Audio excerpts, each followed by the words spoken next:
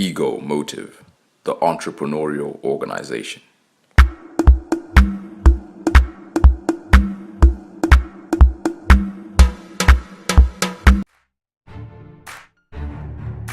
We can't talk entrepreneurship without mentioning the word leadership. This week, Tanaka Kanengoni, aka TK, was addressing the issue of servant leadership and differentiating between a leader from a normal boss.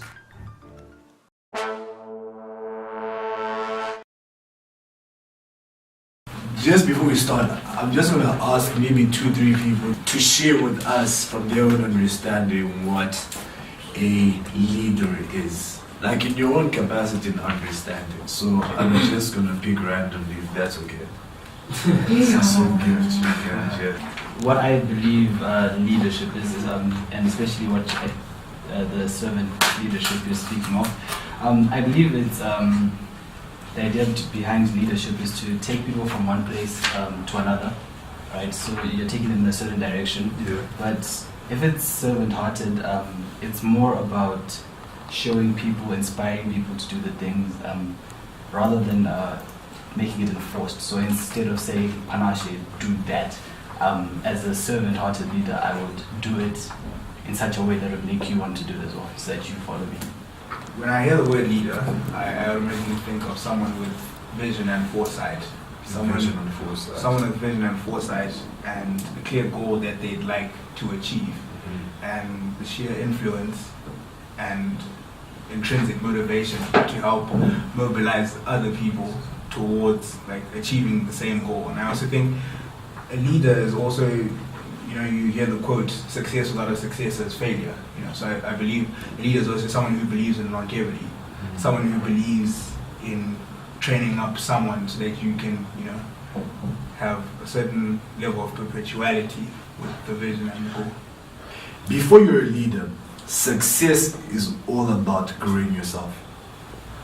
When you become a leader, success is about growing others. What is strategic leadership? Now, without effective leadership at the top of an organization, because I'm choosing to believe that the people that I'm talking to are probably owning organizations or are going to own organizations or lead organizations. So without effective leadership at the top of an organization, the individual employees are less likely to be empowered. Keyword, empowerment.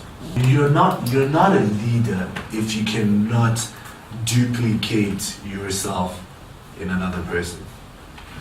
If you're not going to empower the next person to be able to take up arms to lead in a certain way or however, then you're not a leader, you're a boss.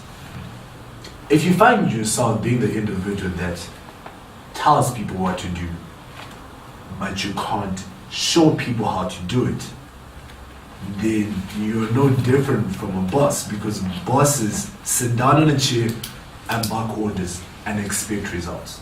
I'm sure everybody has heard this term globalization. Well, personally, I believe there's more westernization and easternization than globalization. In layman's terms, globalization is creating a global village. And when people hear globalization, they just think probably culture. Oh no, crime is a part of globalization. Easternization, who's dominating Easternization? China. Simple facts. Pop culture and everything that we do, the way that we dress, the way that we operate, the way that we do things, where do we get that from?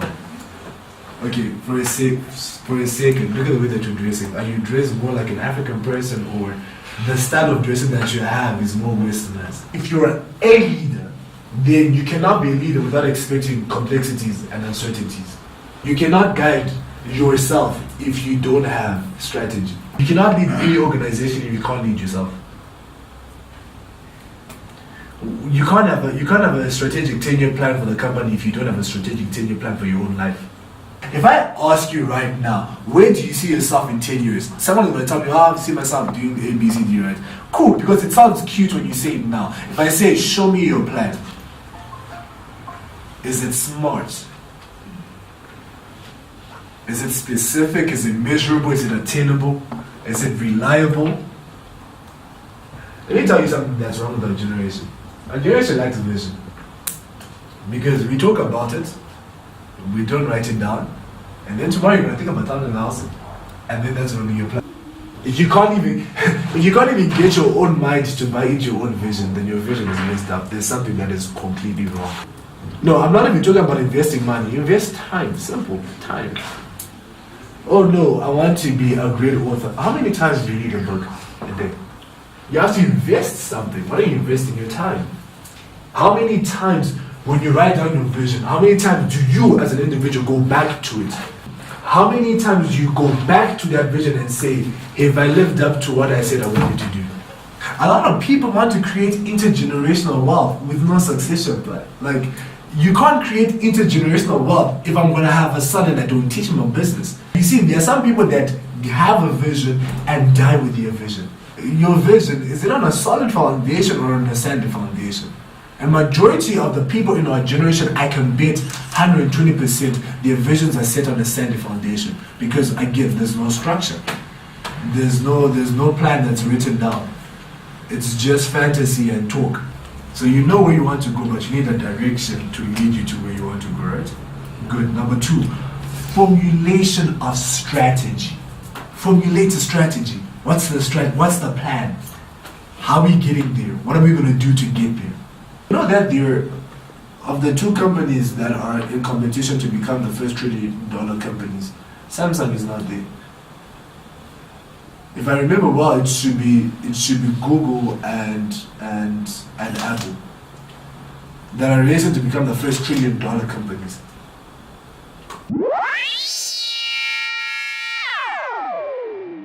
Ego Motive, the entrepreneurial organization.